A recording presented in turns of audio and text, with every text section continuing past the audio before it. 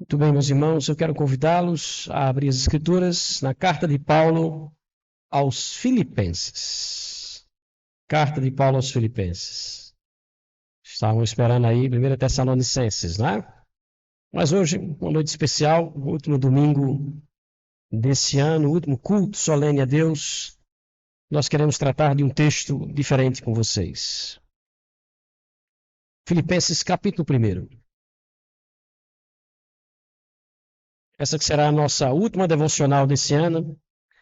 Eu pensei em trazer um salmo de gratidão para que pudéssemos estudá-lo aqui. Eu confesso até que separei alguns desses textos, alguns desses salmos, mas, meus queridos, um texto pequeno que foi alvo de uma devocional pessoal me chamou a atenção particularmente essa semana e eu quis trazer para que a gente pudesse meditar nele, porque ele reúne aquilo que eu entendo ser os elementos necessários para que possamos refletir nesse momento de fim de ano.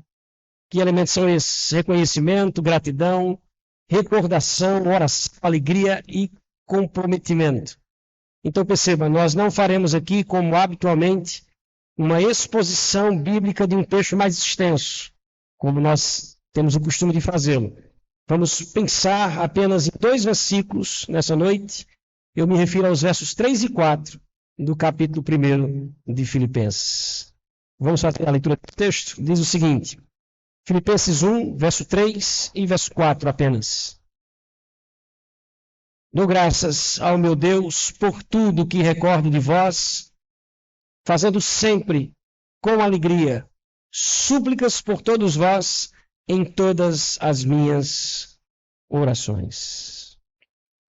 Uma última devocional é o tema para quem não encontrou um tema mais adequado ao texto. Vamos orar, feche seus olhos, vamos pensar sobre esse texto. Pai querido, nós queremos te agradecer por esse momento, o momento em que vamos encerrar esse ciclo de pregações, de meditações, de devocionais, junto com tua igreja. Nós rogamos juntos nesse instante, não apenas que o Senhor receba a nossa gratidão e o nosso reconhecimento, do quanto o Senhor tem nos ensinado a partir da tua palavra, mas também, ó Deus, atende o nosso pedido em nome de Jesus, para que o Senhor venha falar ao nosso coração uma última vez, nesse instante e por meio desse texto. É a nossa petição, em nome de Jesus. Amém. Verso 3, para a gente iniciar, ele diz o seguinte: Dou graças ao meu Deus por tudo que recordo de vós. A primeira coisa, e não podia ser diferente, que o apóstolo Paulo faz nesse texto, abrindo aqui inclusive a carta, porque o verso 1 e verso 2 são versos introdutórios de apresentação. Então, a primeira coisa que Paulo faz é reconhecer o agir de Deus na vida da igreja dos filipenses, na igreja de Cristo na cidade de Filipos. Ele está reconhecendo essas virtudes que essa igreja tem como algo que Deus proporcionou àqueles irmãos. Perceba, essa era uma igreja cheia de virtudes. A igreja de Filipos foi a igreja mais elogiada pelo apóstolo Paulo entre todas as igrejas. A que mais recebeu elogios do apóstolo Paulo. Uma igreja extremamente generosa, que inclusive sustentou o apóstolo Paulo financeiramente durante esse período do seu ministério. Ao ponto do apóstolo Paulo dizer que eles são como parceiros na expansão do evangelho. Paulo chama no versículo 5, se você olhar para ele, de cooperadores no seu ministério. Olha o verso 5 que ele diz: pela vossa cooperação no evangelho desde o primeiro dia até agora. Essa palavra cooperação tem na sua origem a palavra koinonia, comunhão. É como se Paulo estivesse dizendo aqui, olha, vocês compreenderam plenamente que nós estamos como se estivéssemos no mesmo barco. E vocês se tornaram assim meus cooperadores, meus companheiros no ministério. Olhamos para Paulo seguindo viagem, abrindo e fundando igrejas, orientando irmãos, e às vezes a gente não percebe que por trás dele há uma cadeia de crentes que o sustentava. E Paulo diz assim, ó, eu estou aqui por causa deles também. Você entende isso? Eles são como um braço que me levam para longe. Paulo diz, vocês são meus cooperadores. É engraçado porque ele finalizou o versículo 1 dizendo, desde o primeiro dia até agora, ou seja, desde que eles se converteram. Eles se tornaram, por meio das ofertas, parceiros do apóstolo Paulo. Mais à frente, no versículo 7, Paulo vai expressar o seu amor por eles, que por meio das contribuições, esses irmãos, eles estiveram junto com Paulo, desde a sua prisão até mesmo o seu julgamento. Olha o verso 7 que ele diz: aliás, é justo que eu pense de todos vós dessa maneira. Olha que palavra linda. Porque vos trago no coração. Vos trago no coração, ele diz. Seja nas minhas algemas ou nas minhas prisões, seja na defesa e confirmação do Evangelho. Aí ele está dizendo: pois todos sois participantes da graça comigo. É como se Paulo estivesse dizendo: irmãos, em nenhum momento desses mais difíceis, em que eu fui preso, como eu estava de fato preso, a gente vai ver mais à frente isso, em que eu fui julgado, em que eu passei por momentos difíceis, em todos esses momentos, eu não me senti sozinho. Vocês estiveram comigo. É por isso que ele encerra dizendo: vocês são participantes da graça comigo. Participantes da graça comigo. Dá para imaginar o apóstolo Paulo sendo preso, passando por situações adversas, e dizendo: eu sei que tem uma turma que está comigo, que está orando por mim, que contribui, que me auxilia para que o evangelho seja de fato pregado. Essa igreja é uma igreja maravilhosa, irmãos, de fato, né? Quando a gente estuda todas as cartas paulinas, você vê um contraste, às vezes, entre a igreja de Corinto, uma igreja difícil, que olhava para o ministério de Paulo com outros olhos, né, de uma forma complicada. Aí você olha para a igreja de Filipos e você diz: eu queria fazer parte dessa igreja. Como eu disse agora há pouco, a igreja que mais recebe elogios do apóstolo Paulo. Que igreja maravilhosa. Que igreja cheia de virtudes, cheia de qualidades. Mas na hora de reconhecer as virtudes, Paulo agradece a quem? Agradece a Deus. Não foi assim que ele começou no verso 3? Eu dou graças ao meu Deus por tudo que recordo de vós. Por que, Paulo, isso? Porque Paulo está aqui reconhecendo, olha que coisa, que todas as virtudes daqueles irmãos, que todas as qualidades daquela igreja, na verdade, era o resultado do agir de Deus em seus corações. Se Deus não estivesse agindo no coração daquelas pessoas, não seria assim. Então, por essa razão, Paulo para e diz: eu agradeço a Deus. Meus irmãos, hoje é um bom dia para reconhecer também. Hoje é um bom dia para a gente parar e pensar dessa maneira. Há muitos descrentes nesse mundo. Pessoas que não conseguem, entenda isso, não conseguem crer na mensagem do Evangelho. Não conseguem. Admiram, que entendem, mas não conseguem depositar a sua confiança no lado do assim.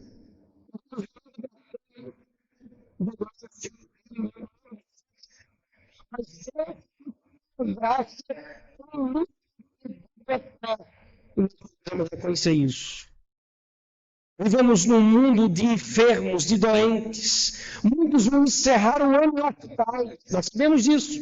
Aqui há pessoas na área de saúde que sabem muito bem disso. Muitas vezes com diagnósticos terríveis, sem nenhuma perspectiva de melhora. Mas Deus, por sua graça, tem sustentado a nossa saúde. Vivemos num mundo de famintos, de carentes. Enquanto estamos aqui reunidos adorando a Deus, há pessoas que estão lutando pelo básico para sobreviver junto com suas famílias. Pelo básico, se é que você está me entendendo. Mas Deus, por sua graça, tem sido a provisão das nossas vidas. Nós poderíamos passar a noite inteira fazendo esse exercício de memória e chegar à conclusão que Deus tem sido, de fato, gracioso em nossas vidas. Veja, por isso, nessa noite especial, fazemos como Paulo. Nós olhamos para a nossa vida e para tudo aquilo que aconteceu conosco. E agradecemos a quem? E agradecemos a Deus. Que seja assim. Outra coisa que Paulo traz no texto, o que Paulo faz aqui no texto, é lembrar dos filipenses. Olha o que é dito no versículo 3. Dou graças ao meu Deus, como a gente já viu, por tudo o que recordo de vós. E aqui a gente precisa entender o contexto. O apóstolo Paulo ele não estava numa colônia de férias. Paulo não estava, assim, desfrutando de um momento prazeroso da vida. Se você perguntasse, Paulo, como é que estão as coisas? Literalmente, como é que você está passando? O apóstolo Paulo estava preso na cidade de Roma. E veja, estando preso, a sua morte após um julgamento era algo possível, era algo provável.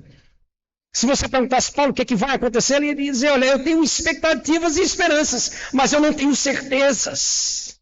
Eu não sei o que vai acontecer comigo porque eu estou preso. É possível que a morte viesse logo adiante, estivesse logo adiante. Ainda assim, passando por tudo isso, ele lembra dos filipenses, depois de quase uma década de vê-los. Fazia tempo que Paulo não tinha visto aquele pessoal, e agora, estando preso, ele pensa neles. Talvez você olhe para isso e diga assim, mas Paulo, esse é o momento de pensar em si mesmo. Esse é o momento de você parar e pensar, como é que eu faço para sair de uma situação como essa? Nós temos tantas coisas, meus irmãos, a pensar sobre a nossa própria vida. Parar para pensar nos outros nesse momento, e especialmente em momentos como esse que Paulo estava passando, em momentos difíceis, é extremamente difícil isso aqui.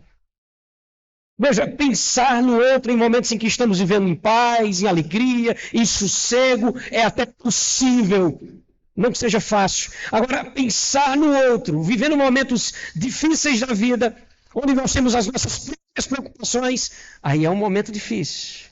Mas é exatamente no momento assim que Paulo para e pensa nos filipenses. E se você acha difícil parar para pensar no outro, em momentos difíceis da vida, imagina orar pelo outro em momentos assim. Mas é exatamente o que Paulo faz aqui. Veja o verso 4.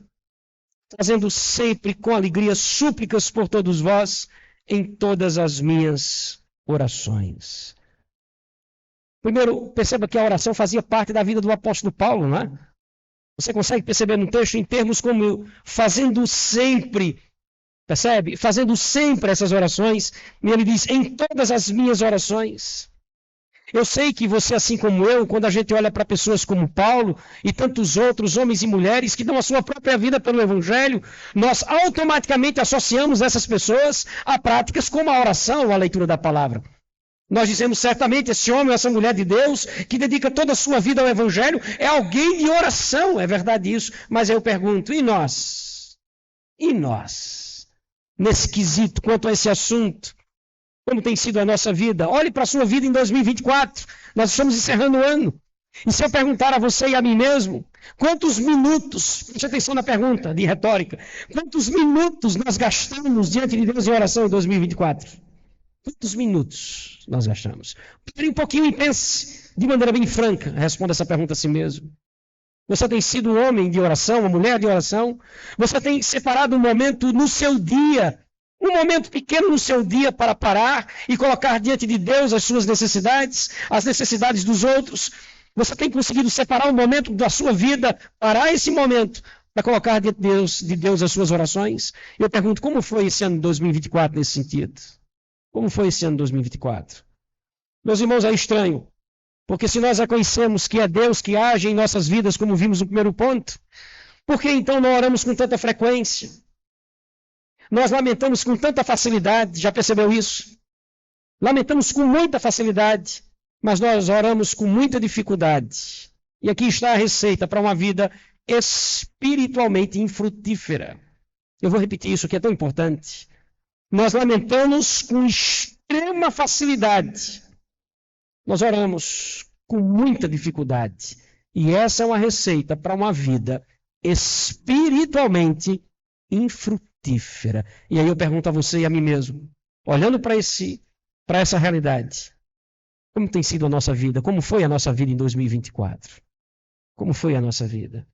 Se nós admiramos as virtudes de homens como o apóstolo Paulo, entre coragem, resiliência, entre sabedoria, se nós olhamos para essas qualidades de Paulo, nós precisamos lembrar que Paulo era um homem de oração. Se você olha para essas qualidades, o apóstolo Paulo diz, eu preciso dessas mesmas qualidades em 2025, eu preciso da mesma coragem, da mesma resistência de Paulo, eu preciso da mesma sabedoria, da mesma piedade. Agora a gente já sabe o que precisa fazer. Paulo era um homem de oração. E nós? E nós? Agora veja, eu quero que você atente para o sentimento envolvido na oração de Paulo no versículo 4.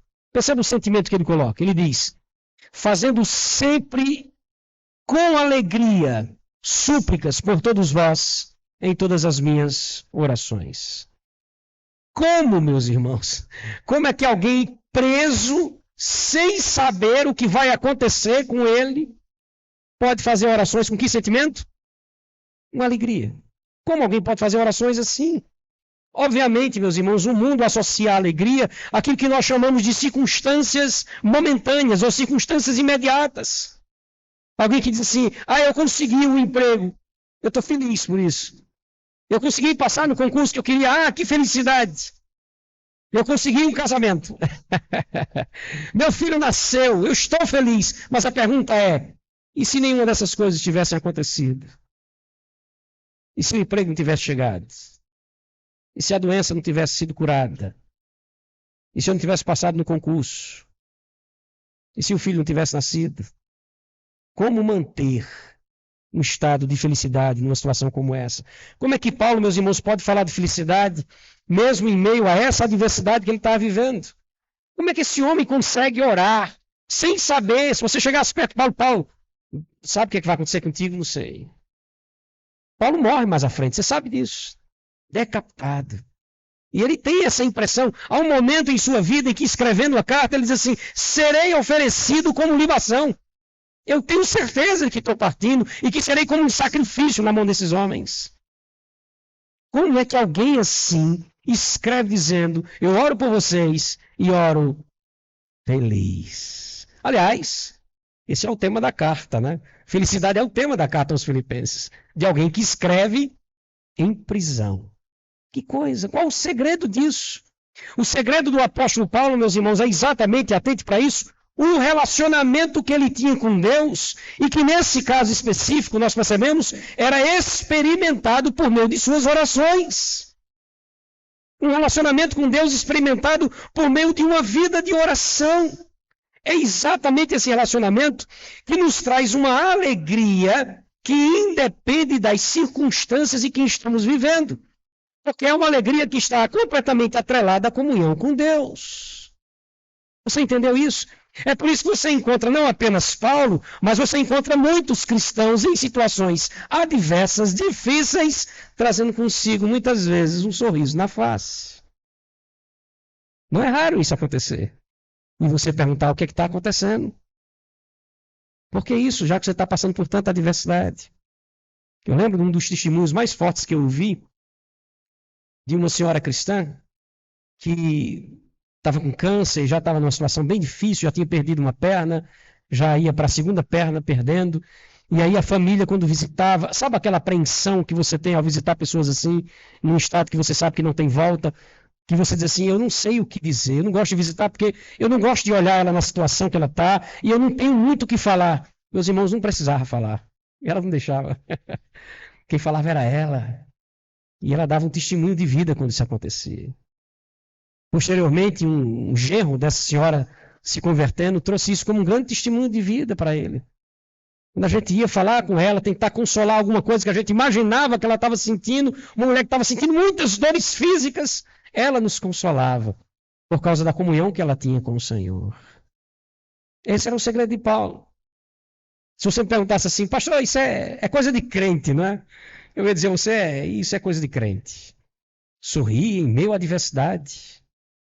Manter a alegria incircunstancial. É coisa de quem tem comunhão com Deus. E esse era o segredo de Paulo. Por fim, Paulo expõe o alvo de suas orações no versículo 4 ainda, não? São os dois versos que separamos. Quando ele diz assim, fazendo sempre com alegria súplicas por todos vós em todas as minhas orações. Mas espera aí, pastor. Essa era a hora de Paulo pensar em quem? Pensar nele. Essa era a hora de Paulo orar por ele. Dizer assim, Senhor, me livra desse cativeiro. Ou Senhor, pelo menos me fortalece nesse cativeiro. Certamente, em algum momento, Paulo deve ter orado nesse sentido. Mas aqui, meus irmãos, mesmo preso, mesmo nessa situação, ele para pensar na igreja dos irmãos em Filipos. Ele para pensar nos filipenses e orar por eles, nos ensinando, inclusive, algo que poderia ser adotado por nós em 2025, viu? Atente para isso. Algo que pode ser adotado por nós em 2025. Sempre que lembrar de alguém, orar. Paulo diz, olha, eu lembrei de vocês. E aí, Paulo? Eu orei por vocês. Eu orei por vocês. Talvez aí, imaginando, meus irmãos, que tenha sido de Deus essa ideia de lembrar, né? Os nossos irmãos mais animados, né? Os nossos irmãos pentecostais costumam dizer isso. E nisso aqui, talvez eles estejam mais certos do que nós mesmo. Eu pensei, na hora que eu pensei, isso foi de Deus. É Deus que está me levando a pensar. Não raramente, especialmente no seminário, né, a gente convive com várias denominações, eu escuto testemunhos desse tipo, né? De alguém que diz, pastor, essa semana eu me acordei de madrugada e não sei porque eu lembrei do Senhor e orei pelo Senhor. É legal isso, né? Sempre que lembrar, talvez pensar que pode ser Deus nos convidando exatamente para orar por essa pessoa. O que é certo, meus irmãos, é que quando nós oramos por alguém, é mais fácil amá-lo, é mais fácil perdoá-lo. É mais fácil desejar o bem, ou querer o bem dessa pessoa. Então, especialmente se você tem alguém com quem você, dentro do contexto cristão, não se afina. Eu sei que é estranho dizer isso de púlpito, né? Mas isso acontece entre nós. Pare, pense e ore por ele. Faça o teste. E você vai ver como você vai se apegar a essa pessoa. Sempre que lembrar, orar. E mais, sempre que possível, dizer a essa pessoa, olha, eu tenho orado por você.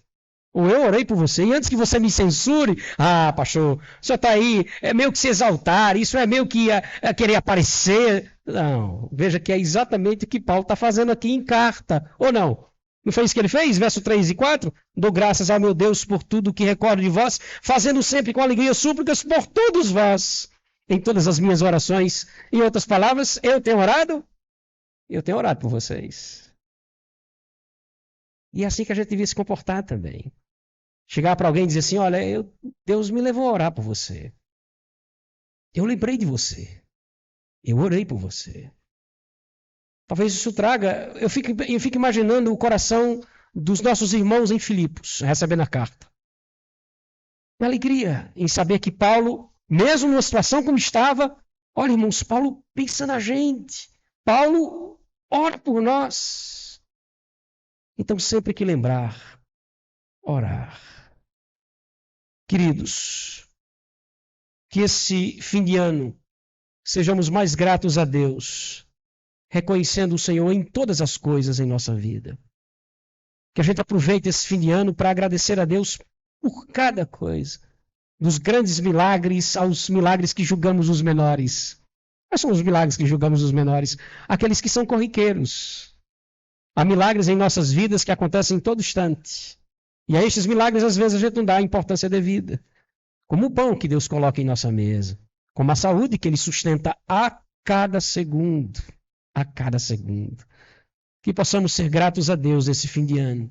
Graças a Deus. Olhar para nós mesmos e para tudo aquilo que aconteceu, como nos disse o Jefferson em sua oração. Tantas coisas que julgamos como positivas, como aquelas que entendemos que deram errado. E que muitas vezes são livramentos de Deus, são momentos didáticos do Senhor nos ensinando alguma coisa, que possamos agradecer por tudo. Por tudo. Segundo, que esse fim de ano gozemos da alegria de saber que já temos a comunhão com Deus por meio de Cristo. Queridos, entender que nós já temos essa comunhão refeita por meio de Cristo Jesus. Isso deve trazer ao nosso coração uma alegria inatingível. Inatingível.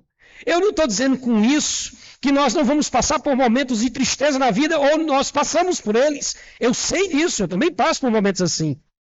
Mas, queridos, nós temos uma razão de estarmos felizes o tempo inteiro. É que nós já estamos vivendo em comunhão com Deus por meio de Cristo. Nós sabemos quem somos e sabemos para onde vamos agora por causa disso. A palavra do Senhor diz, por meio do apóstolo Paulo, mesmo o apóstolo Paulo, em sua carta aos Romanos, que absolutamente nada nos separa mais do amor desse Deus. Nada nos separa mais. Então, que essa alegria de saber que pertencemos a Ele, seja a alegria que trazemos no nosso coração essa noite. Seja a alegria que a gente vai trazer no nosso coração nesse fim de ano. Porque se for essa a nossa alegria, ela é inabalável. Inabalável. Por fim, que esse fim de ano possamos assumir um compromisso. Olha, coisa séria, viu? Que possamos assumir um compromisso. Compromisso de lembrar mais dos outros do que apenas de nós mesmos. Compromisso de orar mais pelos outros do que apenas por nós mesmos. Compromisso de orar por quem o Senhor nos fizer lembrar. Feche seus olhos. Vamos orar nesse instante.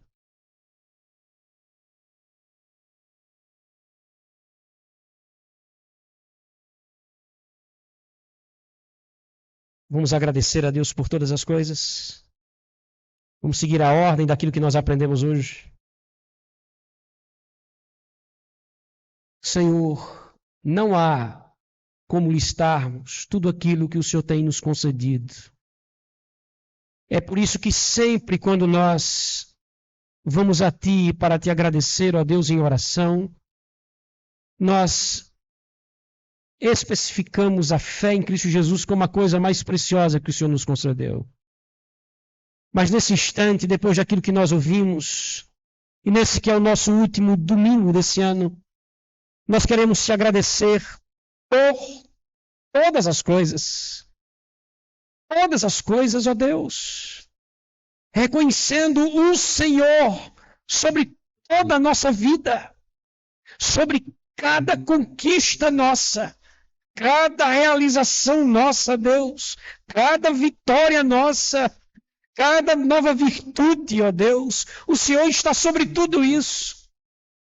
Nós te agradecemos também, ó Deus, pelos teus livramentos nas coisas que deram errado e que a gente não entendeu por quê.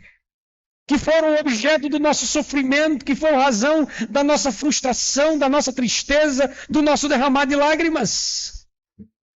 Tens a razão para todas elas, ó Deus, e muitas vezes elas são a colheita da nossa própria pecaminosidade. Mas ainda assim, didaticamente, por meio delas, o Senhor nos ensina essas verdades. Não há, ó Deus, como não deixar de te adorar nessa noite e de te dizer, nós te louvamos por tudo.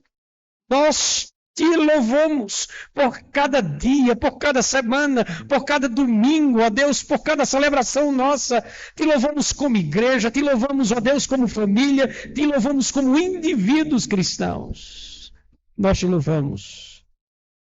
Senhor, nós te agradecemos por essa alegria que o Senhor colocou no nosso coração. Essa certeza da nossa comunhão com o Senhor, que nos torna, ó Deus, plenamente felizes, de maneira incircunstancial. Que mesmo, ó Deus, que nos venham assaltar momentos difíceis da nossa vida, quando olhamos para o lado, te enxergamos em nós e conosco. Não há nada que se compare a essa sensação. Saber que estamos ao teu lado até o fim das nossas vidas é uma extrema segurança em nossas almas, em um mundo tão complexo e duvidoso, ó Deus, tão incerto. A coisa mais certa nossa é que estamos contigo e isso não vai mudar. Essa alegria de entender que há uma relação entre nós, ela de fato é a âncora, ó Deus, da nossa esperança e da nossa vida. Por fim, Senhor, agora nós queremos te pedir, nos faz mais sensíveis, homens e mulheres de oração, nos faz entender que é por meio das orações que o Senhor muitas vezes nos abençoa, Pai. Nós pedimos que as nossas orações nesse próximo ano não sejam somente por nós mesmos, possamos nos ver como um canal de bênção na vida de outras pessoas. Essas pessoas, ó Deus, especialmente que o Senhor nos leva à memória, nos traz à memória, nós pedimos em nome de Jesus, nos faz mais sensíveis a isso. Nós pedimos, ó Deus, move a nossa vida em direção a sermos homens e mulheres de mais oração, que dá mais tempo com o Senhor em conversa contigo, ó Deus. Homens e mulheres mais piedosos.